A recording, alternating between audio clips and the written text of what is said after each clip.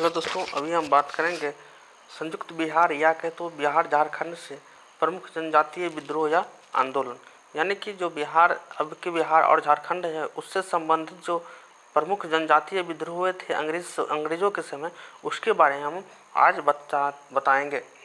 तो सबसे पहले आंदोलन बात करेंगे हम संथाल विद्रोह का। यह संथाल विद्रोह जो है 1855 से 1856 ईस्वी के बीच हुआ। यह डेट बहुत ही इम्पोर्टेंट रहता है, एग्जाम में जो है डेट वाइज ही पूछ देता है, इसलिए ध्यान रखिएगा। संथाल विद्रोह जो है 1855 से 1866 ईस्वी तक हुआ। इसका क्षेत्र कहाँ कहाँ तक था, यानी संथाल विद्रोह जो हुआ उस विद्रोह का क्षेत्र कहाँ तक फैला था, तो उसमें आपका भागलपुर, मानपुर एवं राजमहल की पहाड़ियाँ, जो कि झारखंड में पड़ता है, राजमहल की पहाड़ियाँ, या दक्षिण बिहार कहें या झारखंड, दोनों से सटा हुआ है राजमहल की पहाड़ियाँ, उस वहाँ क्षेत्र तक फैला था। इनके अगर नेता की बात करें संथाल विद्रोह के, तो है सिन्हू, कान्हू, चांद एवं भैरव, जिसको चुन्नू माझी का पुत्र है भैरव, वो है। फिर से याद रखिए नेता का नाम सिन्हू, कान्हू, चांद एवं भैरव। अब देखिए संथाल विद्रोह का कारण क्या था, तो संथाल विद्रोह का प्रमुख कारण जो है उसमें 5 बिंदु में हम चर्चा करेंगे, 4 बिंदु में। उसमें है पहले जमींदार एवं साहूकारों द्वारा शोषण, यानी संथाल जनजाति जो थे उसको जमींदारों एवं साहूकारों द्वारा शोषण किया जाता था, उस पर जो पुलिस का दमन था। स्थानीय आदिवासियों को परंपरागत जमीन से बेदखल किया जाना भी इसका प्रमुख कारण था संथाल विद्रोह का। और 1993 ईस्वी में भूमि के अस्थायी बंदोबस्त का संथालों पर जो है नकारात्मक प्रभाव पड़ा, यानी कि 1793 के जो भूमि किसके सुधार से संबंधित जो कानून आया अस्थायी बंदोबस्त का, उससे भी जो है संथाल लोगों पर जो है नकारात्मक पड़ा, जिससे जो है यह आंदोलन जो है शुरू हुआ। इसके बाद अगली आंदोलन की बात करते हैं तो वो है कोल विद्रोह। कोल विद्रोह की बात करें तो कोल विद्रोह जो है 1831 से लेकर 1832 ईस्वी तक चला।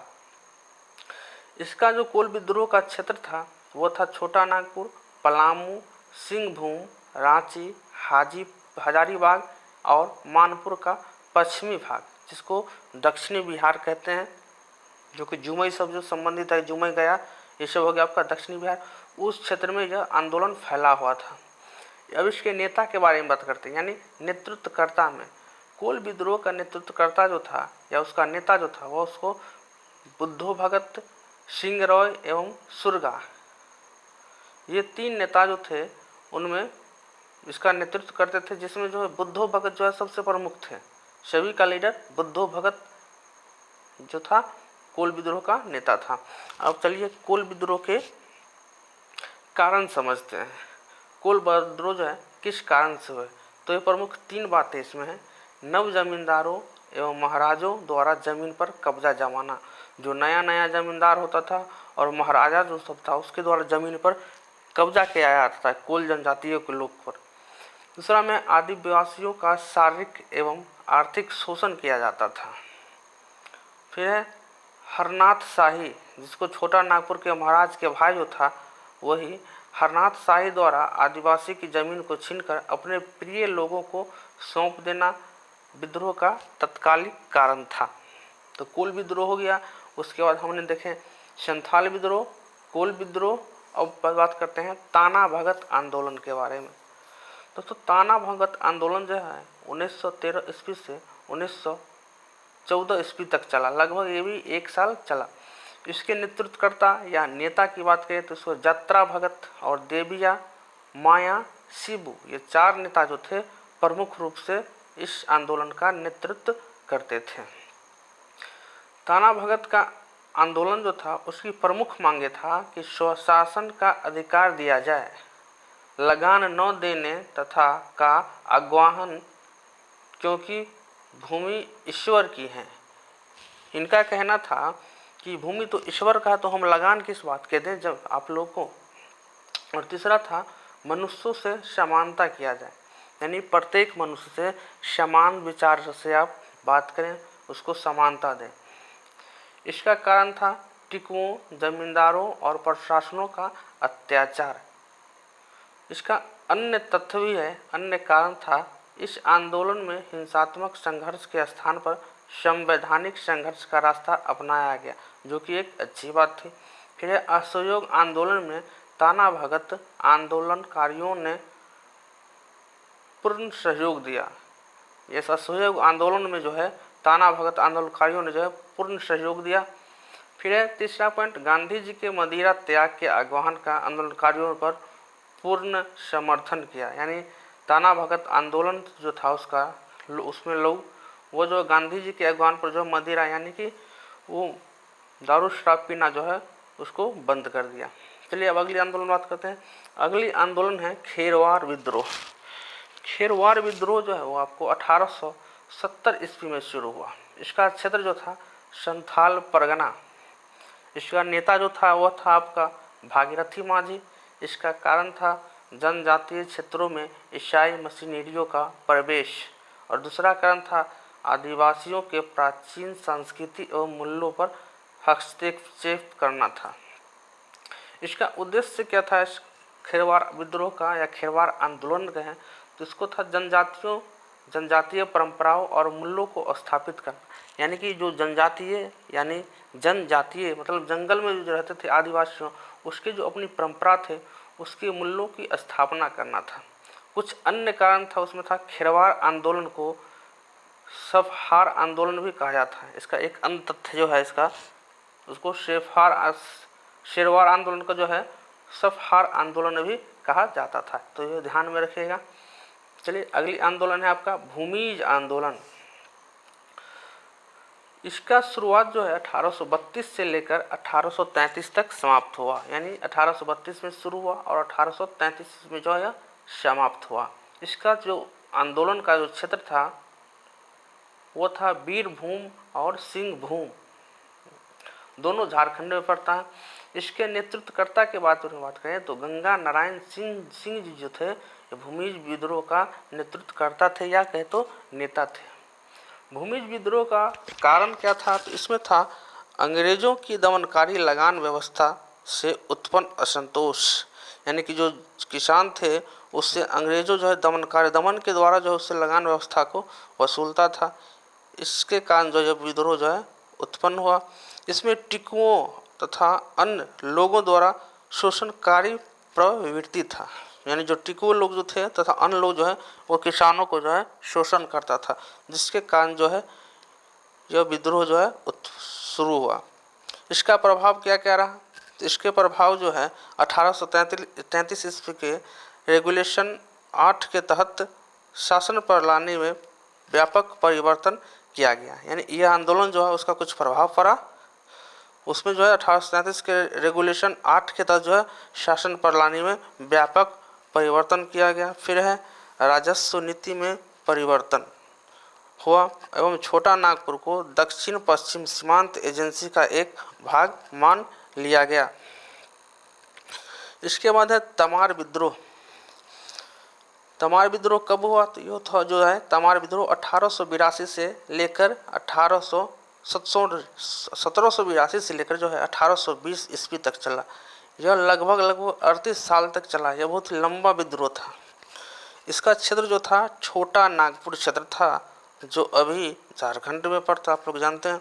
इसका नेतृत्वकर्ता की बात करते हैं या नेता की, तो इसको जो तमार विद्रोह का जो नेता थे वो था विष्णु मानकी, मौजी मानकी एवं ठाकुर भोलानाथ सिंह।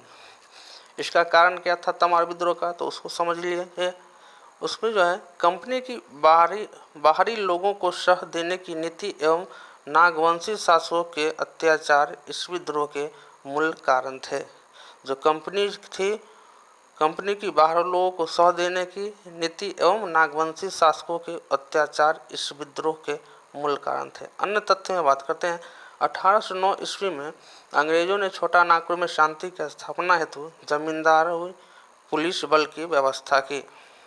दूसरा था पुनः 1807, 1811, 1817 एवं 1820 ईस्वी में मुंडा एवं उराव जनजातियों ने जमींदारों एवं टिकुओं के खिलाफ पुनः दुख मानकी एवं रुगु तथा कोंता के नेतृत्व में जन विद्रोह किया।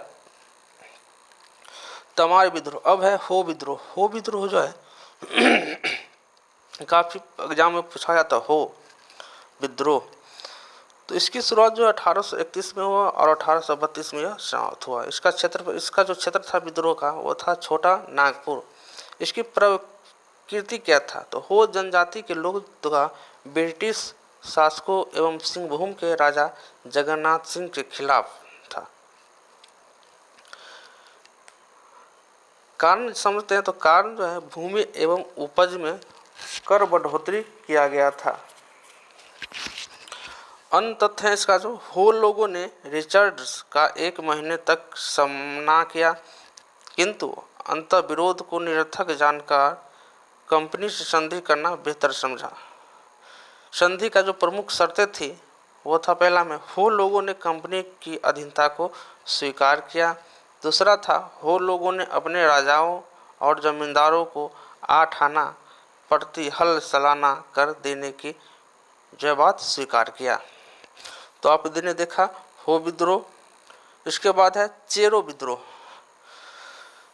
चेरो विद्रोह की शुरुआत जो है 1800 ईस्वी में हुआ। इसका क्षेत्र झारखंड के पलामू जिला है। इसका नेतृत्वकर्ता भूषण सिंह था। चेरो विद्रोह का कारण जो था यह भी था जो कर वसूली से संबंधित ही था, यानी ज़्यादा कर वसूली एवं उपाश्रित पट्टों के पुनः अधिग्रहण।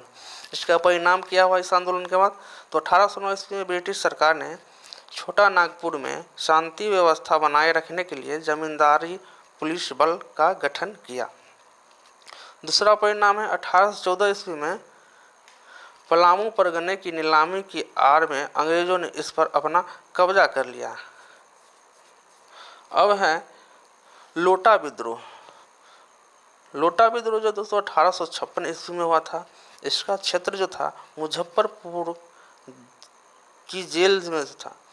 इसका कारण क्या था, तो कारण था मुजफ्फरपुर की जेल में बंद कैदियों के पित्तल के लोटे के स्थान पर मिट्टी के लोटे देने के कारण था। इसका परिणाम क्या हुआ इस आंदोलन के बाद, तो विद्रोह को जेल के बाहर भी फैलने की आशंका को देखकर पुनः कैदियों को जो है पित्तल का लोटा देना शुरू किया गया। तो लोटा विद्रोह आप याद रखिए ना। एक है बरहिया ताल या बकास्त आंदोलन। इसकी शुरुआत जो है 1835 में हुआ। यह जो था बिहार के मुंगेर क्षेत्र में इस आंदोलन का प्रभाव था। इसके नेतृत्वकर्ता जो था वो कार्यानंद शर्मा था। ये बरहिया ताल जो है वो आंदोलन किस कारण हुआ, तो इसका जो आंदोलन का कारण था, यह आंदोलन शोषित एवं पीड़ित किसानों द्वारा जमींदारों से बकास्त भूमि के रूप में परिवर्तित अपनी रैयत भूमि को वापस लेने का सामूहिक प्रयास था इस आंदोलन के द्वारा। इसके अंततः है बकास्त भूमि उस भूमि को कहते हैं जो किसी कारण से लगान चुकाने में असमर्थ रहने पर किसान जमींदारों को दे देते थे अपना जमीन।